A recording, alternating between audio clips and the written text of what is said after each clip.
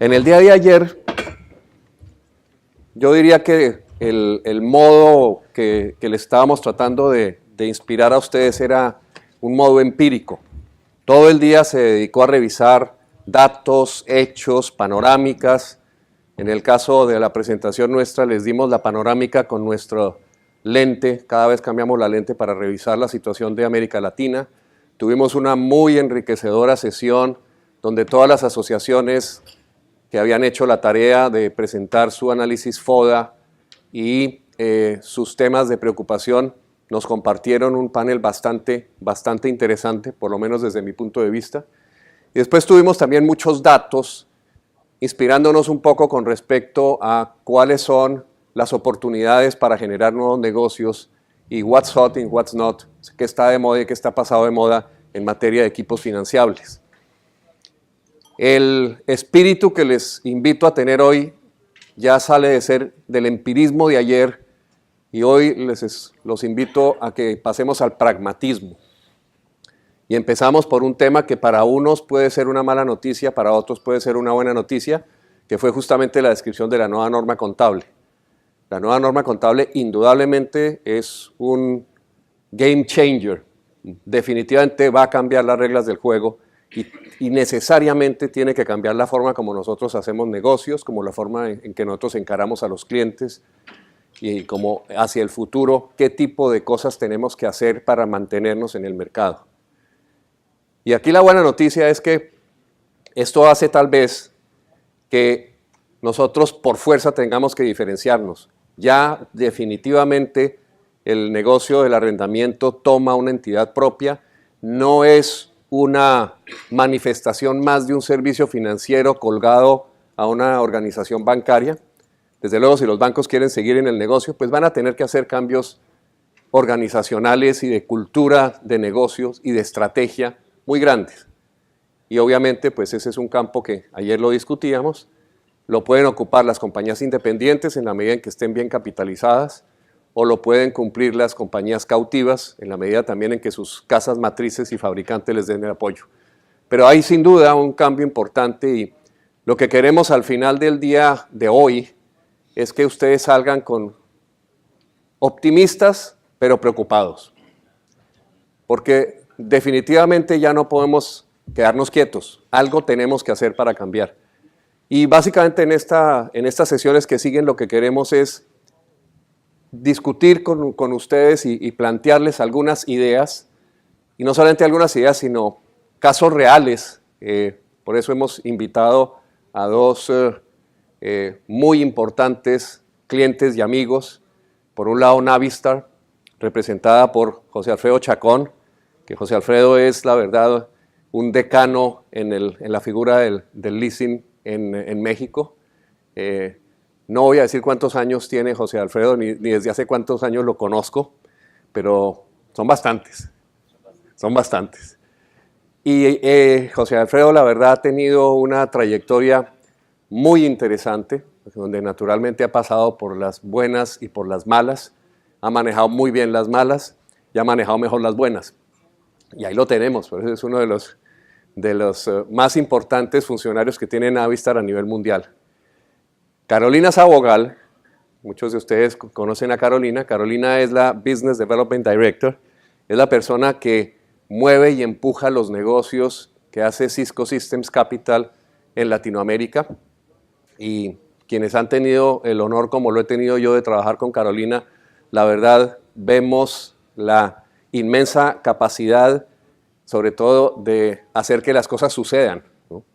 Ella es, la verdad, una movedora de volcanes y va en este momento a ayudarnos a exponer la experiencia de Cisco dentro de una de estas figuras que surgen, no como reacción a la nueva norma contable, yo diría que se fueron desarrollando en forma paralela, más como reacción a lo que el mercado está pidiendo, pero que indudablemente dentro de la nueva norma contable va a generar una cantidad de nichos y posibilidades muy interesantes. Entonces, yo quisiera hacer una pequeña introducción sobre el tema del cual ellos van a hablar. Este es un tema que, entre otras cosas, se volvió el más taquillero hace 3 semanas en la conferencia, en la convención anual de la de la Asociación Americana, de la ELFA, en California. Cuando se trató el tema de Managed Services, que ahora se le da el nombre oficialmente, por lo menos por la ELFA, de Managed Solutions, o sea, soluciones administradas, antes era servicios administrados, el salón donde estaba presentándose el estudio, que casualmente hicieron nuestros socios para la ELFA, sobre cuál es el futuro de Management Solutions, ese salón se llenó con todos los participantes, eran 900 participantes y el salón no tenía capacidad para tanta gente. Pero, ¿por qué se llenó? Porque resulta que en el panel había representantes de Cisco, representantes de Microsoft, representantes de varias otras compañías de tecnología y de compañías independientes, pero además representantes de bancos. Estaba uno de los vicepresidentes de Société Générale y estaba explicando cómo los bancos hoy en día, Société Générale en particular, están manejando el tema de los Managed Solutions. Y dentro del pragmatismo que les estaba mencionando, lo primero que induce esta nueva modalidad es que nosotros tenemos que cambiar la forma como nosotros concebimos nuestro enfoque de riesgo en el negocio. Hace tiempo, muchos de ustedes tal vez saben que yo soy abogado y los que no sepan les estoy contando, tengo esa deformación profesional. Pero lo que los abogados siempre sosteníamos como sagrado era la cláusula que en inglés se llama de hell or high water. Es la cláusula que hace que los pagos que debe hacer el arrendatario son incondicionales. No importa si usa el equipo o no lo usa. No importa si le pasó una tragedia. No importa si el proveedor incumplió. Tú te comprometiste a pagarme un canon de arrendamiento o una parcialidad de renta mensual y me la tienes que pagar, pase lo que pase. Bueno, y naturalmente todos vivimos tranquilos porque nuestro único riesgo que tenemos que preocuparnos es el riesgo de crédito del cliente. Ocurre que ahora con esta nueva modalidad nos entra un nuevo riesgo que nos está planteando si queremos o no queremos asumirlo. Y es que ya la famosa hell or high water ya no se vuelve tan absoluta. Ya hay que convivir con contratos que ya no la tienen. Y es parte de lo que precisamente vamos a discutir con casos de la vida real.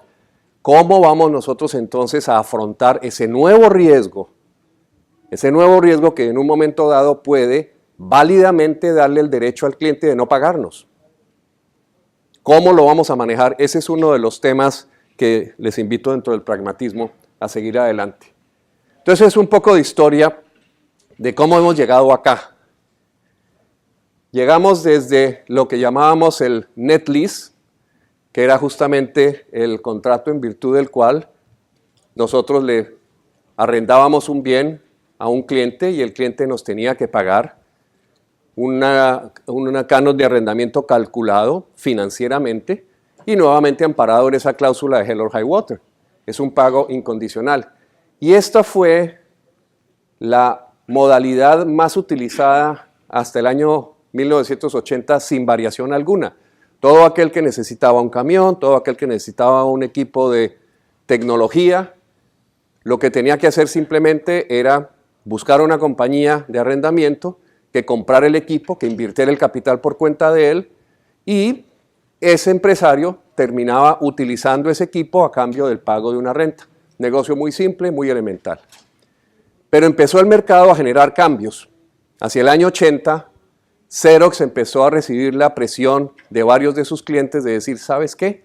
No me interesa seguir pagando una cuota fija por una máquina que no me está produciendo suficiente volumen de bienes, y en este caso concreto eran las copias. Entonces, Xerox se la jugó y lanzó su primera modalidad, que fue ofrecer el leasing, donde no te cobraba una renta fija, sino que te cobraba el costo por copia. Claro está que eso tenía su trampita ahí metida.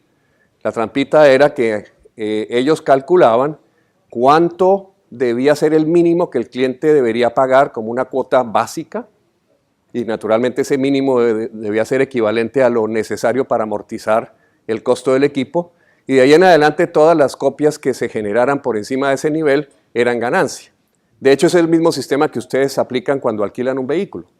Ustedes están pagando una cuota fija, pero si se exceden de determinado kilometraje van a tener que pagar un extra.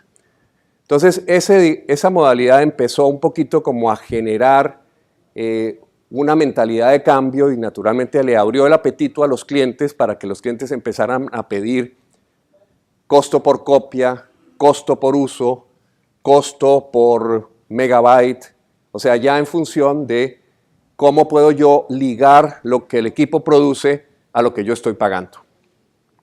Y digamos que esto se nos vino expandiendo hacia el año 2000. Hacia el año 2010 ya vamos a hacer un cambio un poco más atrevido y es, en ese momento empiezan a generarse estos nuevos sistemas en los cuales ya lo que la gente busca es el servicio.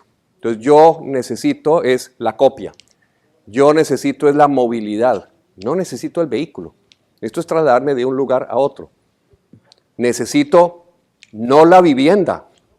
Y ojo que eso puede ser un cambio importante. Yo lo que necesito es un lugar donde dormir. ¿Sí? Alguien predice que Airbnb, el sistema de Airbnb, en un momento dado va a revolucionar totalmente las ventas de viviendas.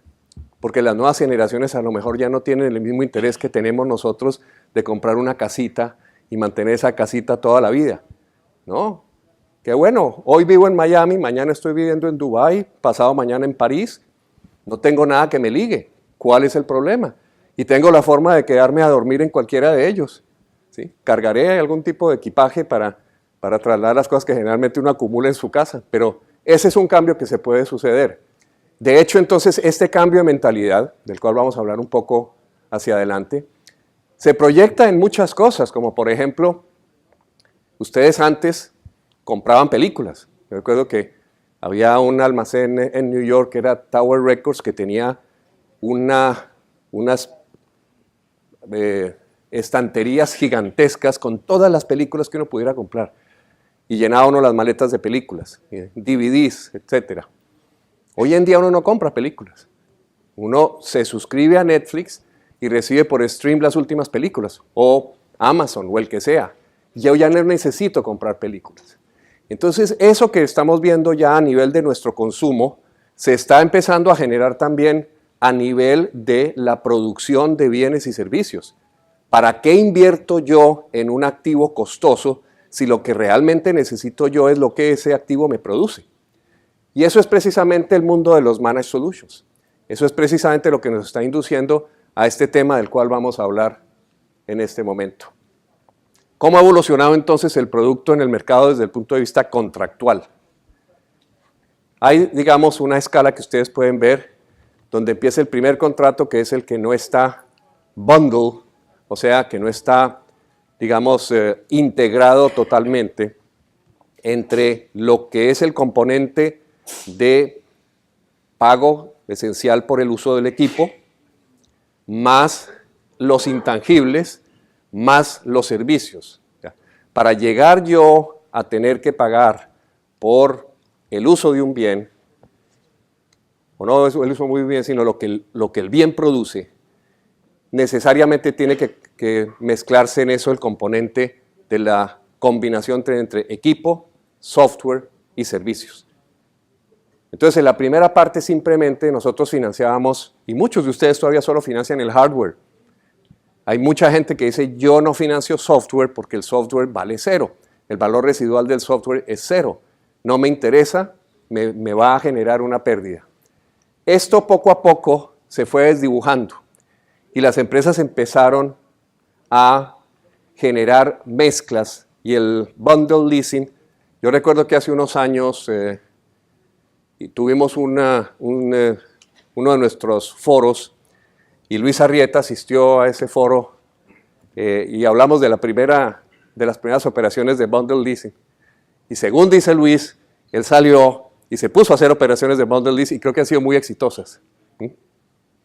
Y esa ya era una modalidad en la cual estaba mezclando la parte del equipo más el servicio y parte del software. Pero ahí teníamos todavía una trampita, la misma que les decía antes. Yo sigo haciendo mi negocio normal porque le estoy pidiendo al cliente que me pague una cuota básica y de ahí en adelante todo lo demás es ganancia. Pero yo ya tengo cubiertas mis bases. Esa es, digamos, la modalidad que es parcialmente integrada.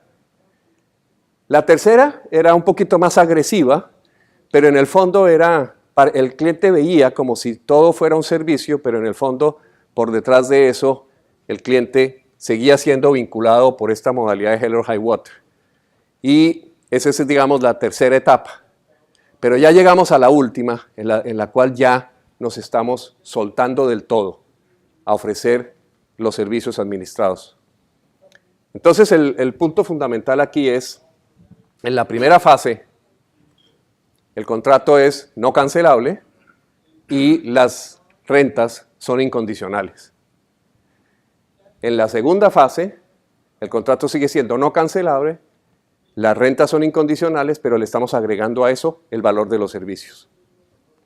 En la tercera fase, ya se incorpora el leasing y los servicios, se mantiene su carácter de no cancelable, pero se le cambia el nombre, ya no es un contrato de leasing, es un contrato de servicios. Y en la cuarta fase, que ya son las Managed Solutions, el contrato es cancelable, los pagos están sujetos a la condición de cumplimiento por parte de quien está comprometido a prestar el servicio, y ahí es donde viene precisamente el planteamiento que les estaba haciendo al principio. Ahí nosotros, al financiar este tipo de operaciones, tenemos que entender que ya no estamos asumiendo solamente el riesgo de crédito del cliente, sino que estamos también asumiendo el riesgo de cumplimiento de parte de quien se obliga a prestar el servicio. Y ese es justamente lo que nos trae a cómo se está aplicando en la práctica el tema de los servicios administrados, de los managed services. ¿Qué tal? Buenos días. Se oye bien, ¿verdad? Sí. Bueno, antes que nada quiero agradecer a Rafael la invitación a platicar. Hace unas semanas me preguntaba, lo que siempre me pregunta es, ¿en qué andas metido? ¿Sí? Entonces, platicando de los desafíos de manejar el negocio, de hacer crecer el negocio, y él acababa de dar una plática precisamente del futuro y mencionaba los cambios que han habido con empresas como Uber, como Kodak. Hablaba del impacto en la tecnología en todos los negocios. Entonces, yo le platicaba que había escuchado de un fondo de capital de riesgo un proyecto muy interesante, decir, oye, hay empresas que están creando laboratorios para poner un pie en el futuro. Y sobre esa base elaboré de que en nuestra compañía creamos 2 laboratorios y curiosamente los creamos contratando a becarios, a un becario en computación, en tecnología, por un lado, y otro becario que está estudiando el manejo de información, el concepto Big Data. Entonces, a estas personas las asignamos a un ejecutivo para generar una visión en algunos proyectos, ¿sí? Y sobre esa base estamos trabajando y construyendo nuestro plan estratégico. Pero antes de hablar de tecnología, les quiero comentar un poco el antecedente de nuestra compañía. Es una empresa que empezó en 1998, estamos casi cercanos a los 20 años, ¿sí? Y el enfoque con el que manejamos la empresa y desarrollamos los planes estratégicos es el de que el futuro siempre está cambiando. Todos los días nos enfrentamos a una nueva realidad de negocios, una nueva realidad de gobierno, una nueva realidad en el ámbito no solo nacional, sino internacional, ¿sí? Pero algo que hemos mantenido firme y relativamente sin cambio es la visión de la compañía, de la empresa, en relación al cliente, ¿sí? Nosotros nos queremos posicionar y generar una cultura de que estamos comprometidos con el éxito del cliente, en las buenas y en las malas. Si son épocas buenas, nuestro enfoque es ganar, ganar, y generar una relación no de venta de servicios financieros, sino una relación donde el cliente nos compra soluciones, ¿sí? Que es muy diferente la posición en la que nos ponemos si mi gente sale a vender, si mi gente sale a entender la necesidad del cliente y ofrece soluciones, ¿sí? Ese es el primer concepto. El segundo concepto es, tenemos mucha lealtad a nuestros proveedores estratégicos. Nuestra empresa es una empresa que desde el año 2000 a la fecha tiene 120 colaboradores y no ha cambiado el tamaño de su planta de personal. Lo que sí ha cambiado es la base de proveedores. Somos aliancistas por naturaleza. Buscamos alianzas con terceros, ya sea nuestra red de distribuidores, que son los proveedores por excelencia. Buscamos integrarnos a su modelo de negocio y que ellos se integren al nuestro. Los avances que hemos hecho en tecnología es precisamente a través de alianzas con proveedores de telemetría, por ejemplo, ¿sí? Proveedores como empresas que nos ayudan a cobrar en todo el país. Aquí el despacho Raúl Valencia es un proveedor que tenemos desde hace 20 años, ¿sí? Y somos cada día más amigos. Normalmente la relación cliente-proveedor pues no termina en amistad, pero aquí sí termina en amistad, ¿sí? Entonces, ese es un enfoque de proveeduría y de ser leal a tus proveedores, respetarlos y un enfoque de ganar-ganar. Ellos tienen que invertir para que nos puedan servir mejor en el futuro. Y el tercer elemento es nuestra gente. Eso no cambia. El compromiso que tiene el management con la gente es que seamos una de las mejores empresas para trabajar en el país, ¿sí? Y acabamos de recibir un reconocimiento porque hemos mantenido ese estatus por 10 años consecutivos, en las buenas y en las malas. Esto habla mucho de nuestra gente, porque no es un tema de que el líder de la organización quiera que todo el mundo esté contento, sino realmente es un trabajo de cada uno de los empleados llegar motivado a servir y a cumplir la visión.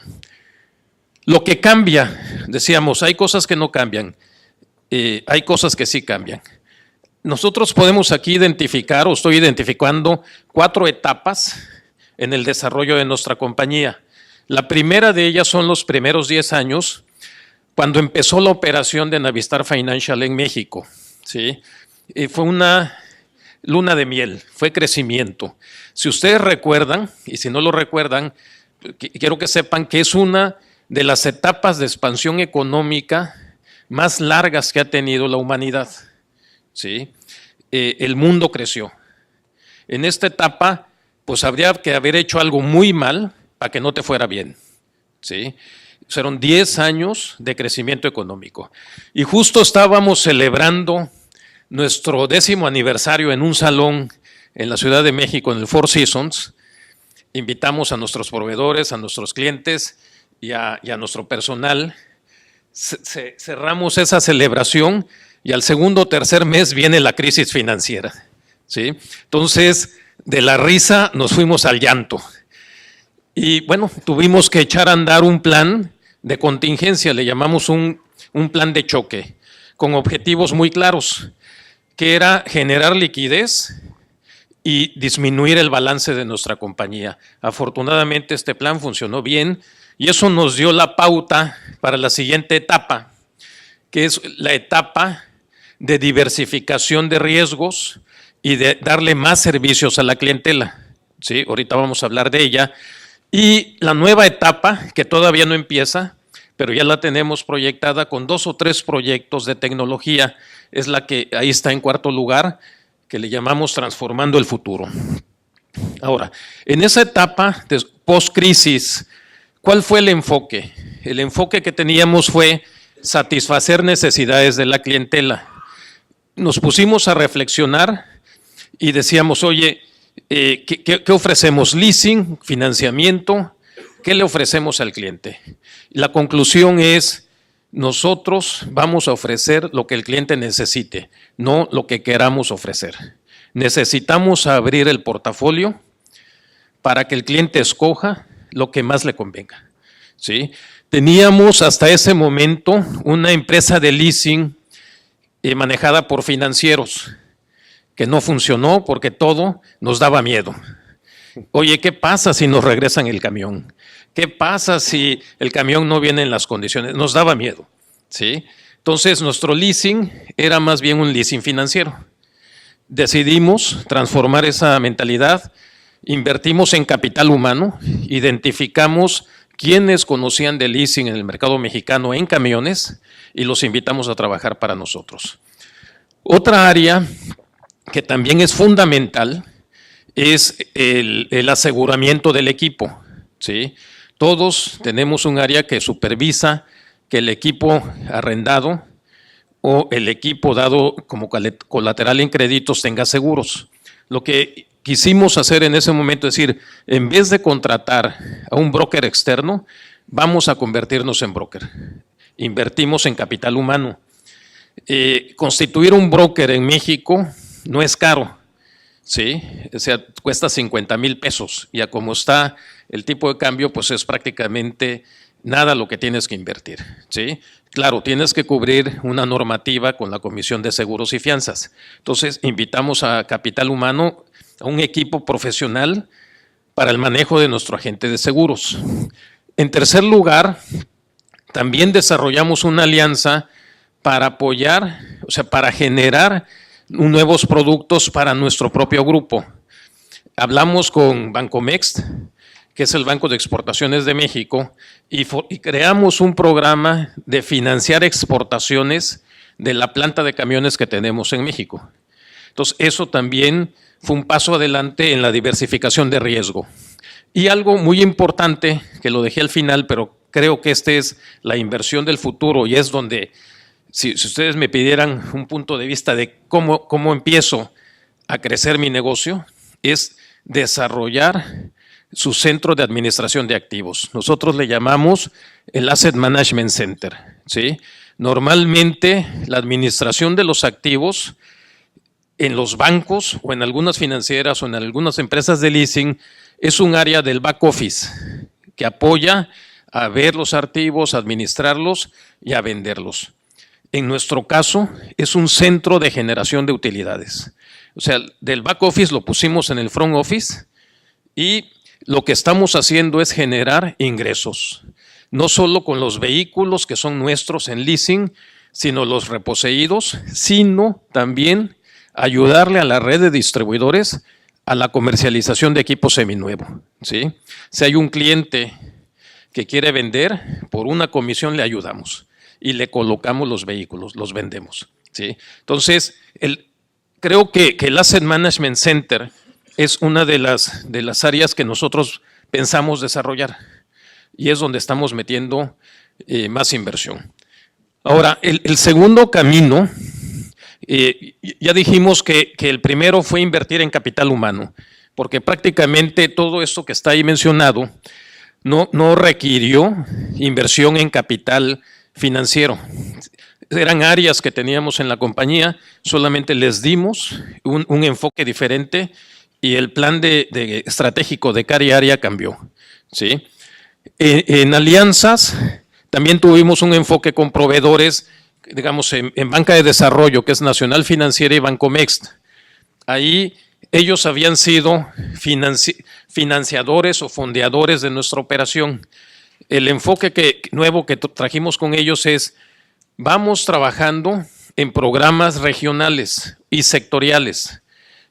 ANAFIN es el Banco de Desarrollo de las Pymes de México y Bancomext es el Banco de Exportaciones. Entonces creamos programas conjuntos para que pudiéramos nosotros financiar a las pymes, a los microtransportistas y ellos nos dieron acceso a sus programas de garantía.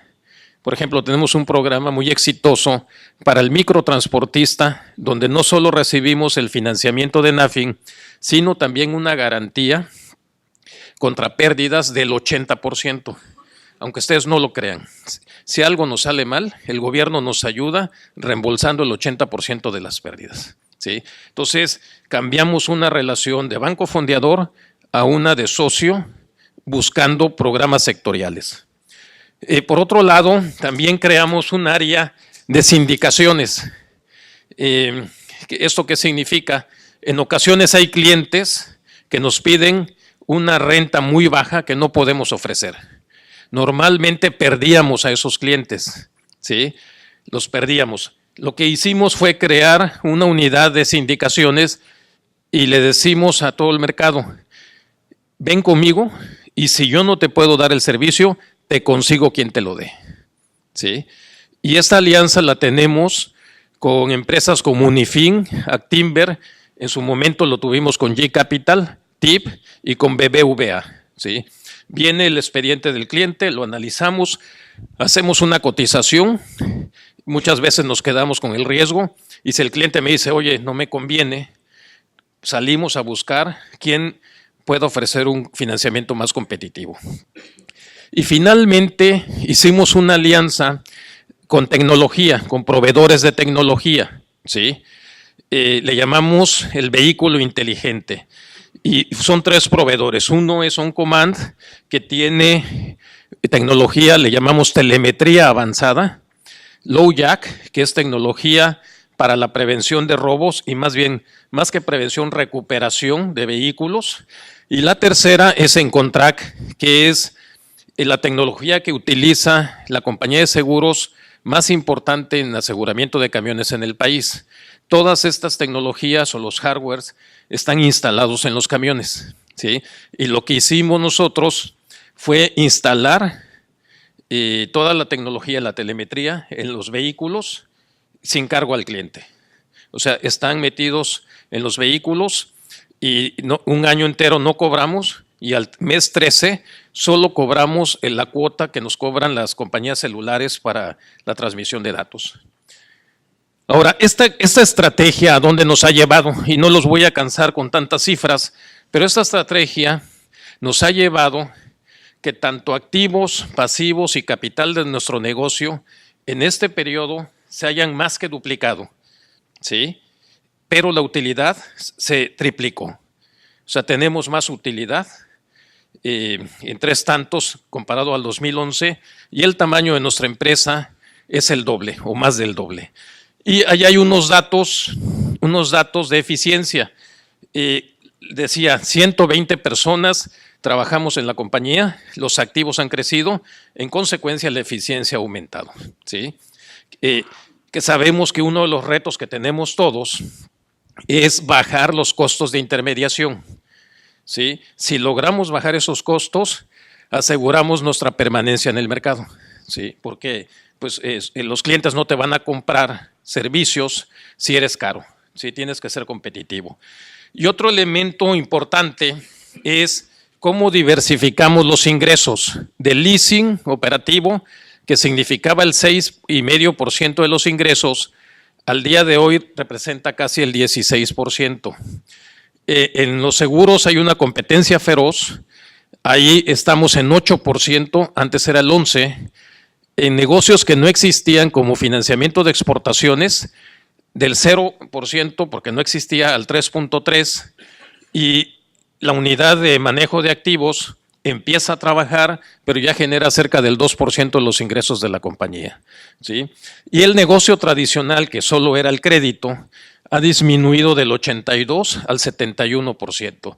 Entonces, esto nos pone en una posición de decirle a nuestros bancos que la empresa está haciendo un esfuerzo para diversificar riesgos, pero al mismo tiempo para darle nuevos servicios a la clientela. Ahora, vamos a hablar brevemente, y me quedan 10 minutos, ¿verdad? Vamos a hablar brevemente de estas iniciativas tecnológicas, ¿sí? Y este es un huracán, ¿verdad? Parece un huracán, pero lo que aquí se representa es lo que Gartner opina respecto al impacto de la nueva tecnología en los negocios, ¿sí? Y ahí vemos, se lee así como en espiral, ¿no?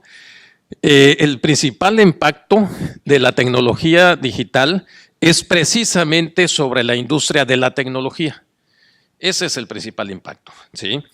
Esas son los que las empresas dedicadas a la tecnología son las que más presión tienen para transformarse.